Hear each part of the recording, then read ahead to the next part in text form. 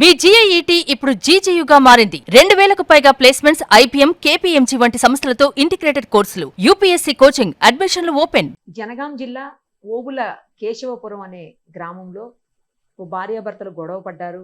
భర్త మహేందర్ రెడ్డి ఆమెను కొట్టాడని చెప్పి ఆమెకు చాలా గాయాలయ్యాయని, తనను కూడా కొట్టబోయాడు, తప్పించుకున్నాను అని చెప్పేసి అతని బావమరిది రాము అలాగే అతని అక్కని చూపిస్తూ మనం వీడియో చేస్తున్నాము.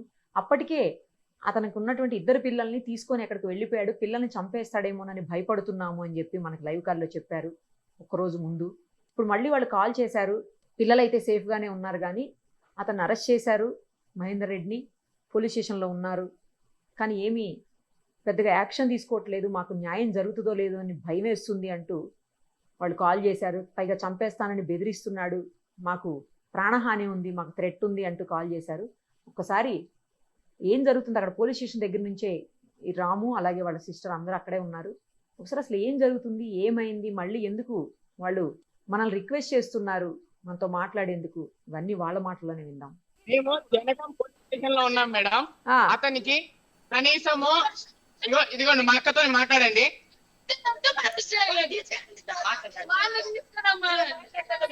అమ్మా నీకు ఒంట్లో బాగాలేదు, అసలు నువ్వెందుకు వచ్చినావు పోలీస్ స్టేషన్ వరకు? నువ్వు హాస్పిటల్లో కదా ఉండాలి. అతన్ని అరెస్ట్ చేస్తానని చెప్పారు, అతనికి సంఖ్యలు వేస్తానన్నారు, సంఖ్యలు వేయలేదు. ఆయనకి కాళ్ళు కాలుతాయని చెప్పులు వేసుకొని రండి అంట. అతనికి అంత మర్యాద చేస్తున్నారు. ఈ మనిషి చూడండి మేడం, ఇలా కమిలిపోయిన మనిషినేమో ఎవరు పట్టించుకోవట్లేదు, వాడిని మాత్రం పట్టించుకుంటున్నారు. పిల్లలు సేఫ్ గా ఉన్నారా?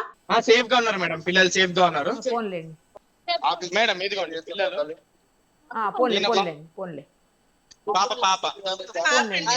పిల్లలు సేఫ్ గా ఉంటే చాలు.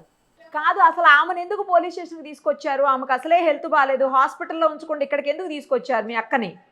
నేను ఎందుకు తీసుకొచ్చామంటే మా అక్క వీళ్ళు అతనికి రాజమర్యాదలు చేసుకుంటూ అతను అంటాడు మేడం, నాకు రాజకీయ నాయకుల సపోర్ట్ ఉంది, నేను ఏం చేసినా నన్ను ఎవరు ఏం చేయలేరు, అతను ఏం చేసినా అంటే ఎవరు ఏం చేయలేరంట.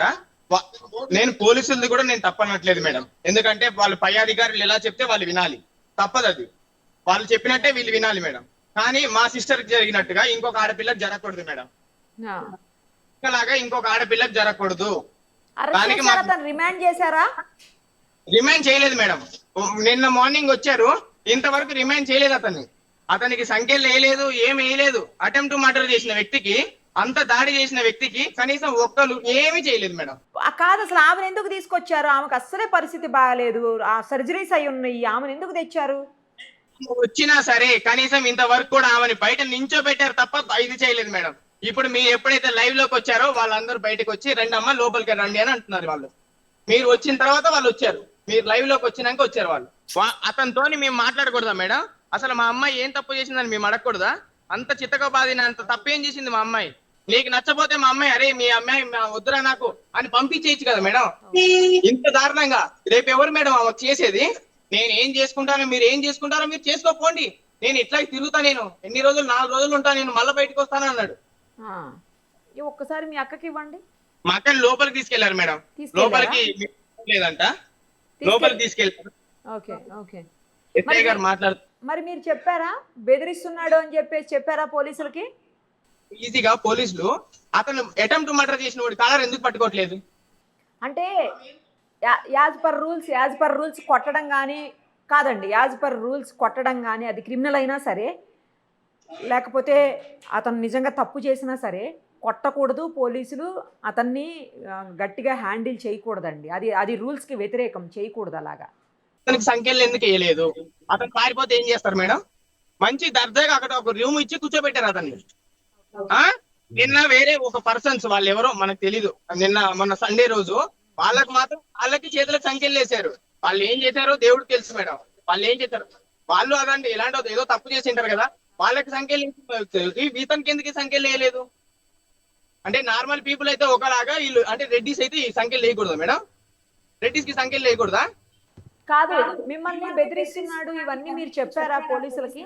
మేడం అన్ని చెప్పాం మేడం, ప్రతిదీ. వాళ్ళు ఎంక్వైరీకి వచ్చారు కూడా, వాళ్ళు ఎంక్వైరీకి వచ్చి ఎంక్వైరీలో కూడా వాళ్ళు ఎలా కొట్టారో ఏంటో కూడా చుట్టుపక్కల చెప్పారు. సుత్తిని ఇవన్నీ ఒక 20 days ముందు బిఫోరే ప్లాన్ చేసుకొని ఆర్డర్ పెట్టుకున్నాడు. ఓ ఇవన్నీ ప్లాన్ చేసుకొని ఆర్డర్ పెట్టుకున్నారు. వాళ్ళు ఎలా కొట్టారో కూడా ఎంక్వైరీలో చెప్పారు మేడం. బ్యాట్ ఏదో ఉంది, ఆ బ్యాట్ కూడా తీసుకున్నారా వాళ్ళు? బ్యాట్ సుత్తి అన్ని పోలీసులు హ్యాండ్ ఓవర్ చేసుకున్నారు. అవి ఫోటోలు తీసుకున్నారు, సబ్మిట్ చేస్తా అన్నారు. నిన్న మధ్యాహ్నం పంపిస్తానన్నారు మేడం రిమాండ్ కి. ఈ రోజు మధ్యాహ్నం కూడా అయింది, ఇంతవరకు రిమాండ్ కి పంపించలేదు. ఎందుకు పంపించలేదు మీరు అడిగితే ఏమంటున్నారు మరి? మేడం? ఏమంటున్నారంటే పంపిస్తున్నామని అన్నారు మేడం. ఇదిగోండి మేడం, ఇగో ఇదే కారు, ఈ కారుతో గుద్దాడు మిమ్మల్ని ఈ కార్ ని సీజ్ చేయాలా వద్దా మేడం? ఇది యాక్సిడెంట్ చేసిన కార్ ని సీజ్ చేస్తారు కదా అసలు అయితే. ఎక్కడ పార్కింగ్ చేశారు మేడం చూడండి.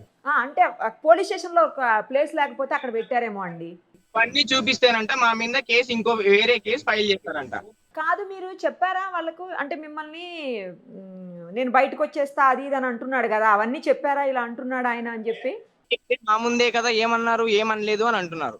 మేమందరం ఎస్ఐ గారిని కలవడానికి అతను ఉన్న దాని పక్కనే ఎస్ఐ గారి రూము, ఎక్కడైతే నించోబెట్టారో ఆ రూమ్ పక్కనే ఎస్ఐ గారి రూము. అక్కడే ఎస్ఐ గారు కలవమన్నా అంటే మా పెద్దక్క, మా రెండో అక్క, మా బావగారు, మా బాబాయ్ వీళ్ళందరూ వెళ్తే ఆ మాట అంటారు. వీళ్ళు ఇంకా బతికే ఉన్నారు, ఇంకా చావలేదా, చంపేస్తానులే, 50 లక్షలు ఖర్చు అయినా పర్లేదంట మేడం. చంపేస్తాడంట. 50 లక్షలు ఖర్చు పెట్టినోడివి మరి పెళ్ళానికి పెట్టలేడా మేడం?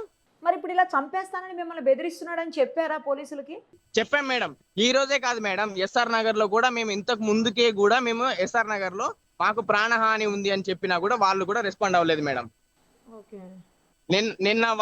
నిన్న ఎవరో జెడ్పీటీసీ వాళ్ళు కూడా వచ్చారు. అమ్మా మరి ఇంత అయ్యింది ఏంటి నేను మాట్లాడితే, నా పిల్లాన్ని నేను కొట్టుకుంటాను, చంపుకుంటాను, మీరెవరు? వాళ్ళ అక్క అంటది మేడం, పిల్లల్ని చూపిలేదన్న బాధతో 4 దెబ్బలు కొట్టాడు, భరించలేదా అంట వాళ్ళ అక్క. పిల్లల్ని చూపించకపోవటం ఏంటి? పిల్లలు అక్కడే ఉన్నారు కదా. పిల్లలు 3 నెలల క్రితం కొట్టి పంపించేశాడు కదా మేడం. మే నెలలో ఇలా పంపించాడు కదా. మే నెలలో కొట్టి పంపించేసరికి మా ఇంటికి వచ్చింది. అప్పటి నుంచి వెళ్ళలేదు పిల్లలు, మా దగ్గరే ఉన్నారు. వస్తే మేడం 3 నెలలు చూపిలేదు మేడం. సరే చూపిలేదు మేడం, కానీ 3 నెలలకి అంటే చూపియకపోతే నువ్వు ఇంత దారుణంగా కొట్టావంటే ఏమన్నట్టు? అవి 4 దెబ్బలా మేడం? అంతగానో మీరు చూశారు కదా, మీరు మేడం ఒక్క దగ్గర కాదు, మీకు కావాలంటే నేను హాస్పిటల్కి వెళ్ళి హాస్పిటల్లో లేడీ డాక్టర్ తో మీకు మాట్లాడిస్తాను మేడం. ఒక్కసారి మనకి తెలియలేదు, నిన్న వాళ్ళు డాక్టర్ గారు మొత్తం బాడీ అంతా మామూలుగా నైట్ చేంజ్ చేసేటప్పుడు చూశారు, ప్రైవేట్ పార్ట్స్ తో సహా ఫుల్ డ్యామేజ్ మేడం. ఇంత డ్యామేజ్ జరిగిన అమ్మాయికి న్యాయం చేయరంట, అటెంప్ట్ మర్డర్ చేసినోడికి మాత్రం న్యాయం చేస్తారంట. ఇది ఎక్కడ న్యాయం మేడం? ఇప్పుడు అతను తప్పు చేశాడని తెలిసి కూడా మరి ఎవరు సపోర్ట్ చేస్తున్నారు? అంటే కొట్టాడు కదా, మరి ఎవరు సపోర్ట్ చేస్తున్నారు అతను అంతగానో? అది ఎవరనేది మాత్రం తెలియదు. వాళ్ళ ఊరు వాళ్ళే కాల్ చేసి ఇట్లా పలానా వాళ్ళు ఇట్లా హెల్ప్ చేశారంట, వాళ్ళ అల్లుడు ఎవరో రాజకీయ నాయకుడి దగ్గర వర్క్ చేశారంట మేడం. ఎవరనేది తెలియదు. వాళ్ళ అక్క కొడుకు, వాళ్ళ పెద్ద అక్క కొడుకు. వాళ్ళ అక్క మీద కంప్లైంట్ చేశాము, వాళ్ళ తమ్ముడి మీద కంప్లైంట్ చేశాము, వాళ్ళ బావ మీద కంప్లైంట్ చేశాము, కానీ వాళ్ళని మాత్రం పోలీస్ స్టేషన్ కి తీసుకురాలేదు. ఎందుకు తీసుకురాలేదు అంటే వాళ్ళు లేరు కదా, నీ దగ్గర సాక్ష్యం ఉందని అడుగుతున్నారు. వాళ్ళ దగ్గర కాల్ డేటాస్ మేడం, కాల్ మాట్లాడితే అవి కంపెనీలో, జియో కంపెనీలో రికార్డ్ అవుతాయి. మరి అవి వాటి ఆధారంగా తీసుకోవచ్చు కదా మేడం. పోలీసులకి ఇచ్చేస్తారు వాళ్ళు, నార్మల్ పర్సన్స్ కి ఇవ్వరు, కానీ కాల్ డేటా అలాగే రికార్డింగ్ మొత్తం కూడా పోలీసులు తీసుకోవచ్చు. అడిగితే అండి కాల్ డేటాని మనం అది ఎలా పడితే అలా పెట్టలేమయ్యా, మనకు నచ్చినట్టుగా పెట్టడానికి అవ్వదు. కాల్ డేటా ఎందుకు తీయకూడదు మేడం? మన దగ్గర సాక్ష్యం లేదు అని అన్నారు. కాల్ డేటా తీయండి, మీకు తెలుస్తుంది ఎంత మర్డర్ ప్లానింగ్ బయట తెలుస్తుంది అని అంటే వీళ్ళు ఎందుకు తీయట్లేదు మేడం? లంచం తీసుకున్నారా? అంటే డబ్బులు ఇస్తే న్యాయం జరుగుతుందా మేడం? ఇప్పుడు ఏం చేయబోతున్నారు మీరు? ఏం చేయాలనుకుంటున్నారు మరి ఇంక ఇప్పుడు?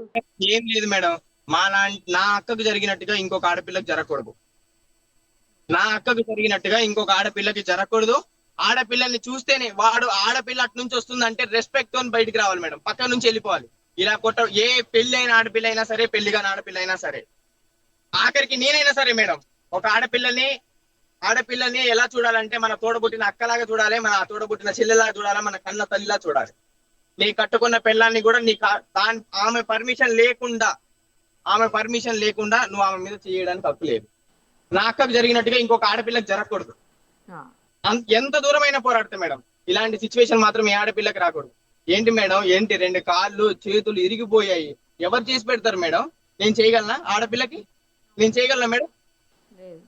మీ మదర్ కూడా పెద్ద ఆవిడ ఉన్నారు. ఏంటి మేడం, కులానికి ఒక న్యాయమా మేడం? కులానికి ఒక న్యాయమా? చట్ట ప్రకారం అలా ఉండదండి. చట్టం ముందు అందరూ సమానులే. అందరూ సమానమే మేడం, కానీ వాళ్ళు అతనికి ఎందుకు సంఖ్యలు వేయలేదు? నిన్న సిఐ గారు చెప్పారు సంఖ్యలు వేయమని, కానీ అతనికి ఎందుకు సంఖ్యలు వేయలేదు? వీళ్ళు సిఐ గారు చెప్పినా కూడా వేయట్లేదా? కూడా వేయలేదు సంఖ్యలు. ఎందుకు సంఖ్యలు వేయలేదు? అతన్ని బయటికి పంపించాల్సిన అవసరం ఏముంది మేడం? అతను బయటికి వెళ్తే వేరే మా అక్క ఆపోజిట్ లో వస్తే అతను ఇంకొక పర్సన్ తీసుకొని వెళ్ళాడంట. అంటే అప్పటి వరకు నార్మల్ గా బయటికి వెళ్ళి వచ్చాడు. అట్లా వెళ్తే ఎలా వెళ్తాడు మేడం రిమాండ్ లో ఉన్న మనిషి? పోలీస్ కస్టడీలో అంటే అరెస్ట్ చేసిన తర్వాత అట్లా వెళ్ళనివ్వరు మరి బయటికి. బయటకు వెళ్ళి వచ్చాడు మేడం, బయటకు వెళ్ళి వచ్చాడు. మా వాళ్ళు అందరూ చూసారు. మేము ఎక్కడికి వెళ్ళాడు బయటికి? బయటికి ఎక్కడికి వెళ్ళాడనే తెలియదు. పోలీస్ స్టేషన్ బయట నుంచి అయితే వచ్చాడు. మా వాళ్ళందరినీ ఫోన్ చేసి, ఇప్పుడు మా అక్కకి ఈ రోజు ఇంకో సర్జరీ జరుగుతుండే, అయితే నేను సర్జరీ దగ్గర ఉన్నాను. మా వాళ్ళు మా పెద్ద అక్క, మా రెండో అక్క, మా తమ్ముడు వీళ్ళందరూ ఇక్కడ పోలీస్ స్టేషన్ దగ్గరికి రమ్మంటే వీళ్ళు వచ్చారు. వచ్చేసరికి బయట నుంచి వస్తున్నాడంట. ఇప్పుడు నేను సర్జరీ ఆపి మరి నేను తీసుకొని వచ్చాను. ఎందుకంటే మేడం ఇక్కడ న్యాయం జరగట్లేదు మేడం, మాకు న్యాయం కావాలి. ఒక రౌడీ లాగా, ఒక గూండా లాగా ప్రవర్తిస్తున్నాడు. అతనికి సపోర్ట్ చేస్తున్నారు. రెడ్డిస్ కి అయితేనేమో న్యాయం చేస్తారు, వేరే అదర్ క్యాస్ట్ కి అయితే న్యాయం చేయరా మేడం వీళ్ళు? మీరు డైరెక్ట్ గా ఏఐ గారితో మాట్లాడితే కొంతవరకు ఏమన్నా మీకు హెల్ప్ అవుతుందేమో. మేడం ఇప్పుడు మా అక్కని తీసుకొచ్చి దగ్గర 15 to 20 మినిట్స్ అయిపోయింది. 15 to 20 మినిట్స్ కూడా వాళ్ళందరూ చూసారే తప్ప ఆమెని కనీసం పిలవలేదు. ఎందుకు వచ్చావమ్మా అని కూడా అడగలేదు. ఇదే కాదు, కనీసం ఎందుకు తీసుకొచ్చారని కూడా అడగలేదు. మీరు లైవ్ లోకి వచ్చిన తర్వాత నేను బయటకు తీసుకొని వచ్చి లైవ్ రోడ్డు మీద కూర్చున్న తర్వాత వచ్చారు, రామ్మ లోపలికి రండి అని తీసుకెళ్తున్నారు. ఇది ఎంతవరకు కరెక్ట్ మేడం? చూడండి, దీనికి మూల కారణం వాళ్ళ అక్క బావ. వాళ్ళని ఎందుకు పట్టుకురాలేదు? వాళ్ళ తమ్ముడి మీద కూడా కంప్లైంట్ చేశాము. వాళ్ళ తమ్ముడిని ఎందుకు పట్టుకురాలేదు? వాళ్ళ తమ్ముడిని తీసుకురావాలి, వాడిని తీసుకురాలేదు. వాళ్ళ ఫోటోలు వేయనీయట్లేదు. డ్రెస్ లో వాళ్ళ ఫోటోలు రాకూడదంట, వాళ్ళవి ఏం రాకూడదంట మేడం. మా ఫోటోలు రావచ్చు, మావి రావచ్చు. ఇన్స్టాగ్రామ్ లో వాళ్ళ రిలేటివ్ ఒకడు మేడం భలే కొట్టాడంట. ఇది వీడియో ఇన్స్టాలో వచ్చిందంట మేడం. అది చూసి వాడు కామెంట్, లిఖిత్ కుమార్ రెడ్డి అంట అన్న కొత్త నెంబర్ క్రియేట్ చేసి మరి కొత్త అకౌంట్ క్రియేట్ చేసి వాడు పంపడం. ఆ లిఖిత్ కుమార్ రెడ్డి పేరు కూడా యాడ్ చేసాము. ఆడు వీడియో తీశాడు అని, ఇతని దగ్గర వీడియో తీశాడు అని. అతన్ని కూడా తీసుకురాలేదు. ఎందుకు తీసుకురాలేదు మేడం? అతను షామీర్పేట్ పోలీస్ స్టేషన్ లో పిల్లల్ని అక్కడ నుంచి తీసుకొని వెళ్ళి అతను ఒప్పు చెప్పాడంట. అక్కడ పోలీసులకు కూడా మేము అతనే వీడియో తీశాడు అని చెప్తే వాళ్ళు కూడా అతను పట్టుకోలేదు. ఎందుకు పట్టుకోలేదు? అతని పేరు యాడ్ చేసాం కదా. మీకు చూడండి, న్యాయం జరుగుతుంది పోలీసుల దగ్గర అని అనుకుంటే ఓకే. న్యాయం జరగలేదు అంటే మీకు కోర్టులు ఉన్నాయండి, మీరు కోర్టు నుంచి కూడా న్యాయం కోసం పోరాడొచ్చు. మీరేం వరి అవ్వద్దు, అలాగే దిగాలు పడాల్సిన అవసరం కూడా లేదు, భయపడాల్సిన అవసరం అంతకంటే లేదు. చట్టాలు ఉన్నాయి, చట్టానికైతే ఎవరు చుట్టాలు గారు.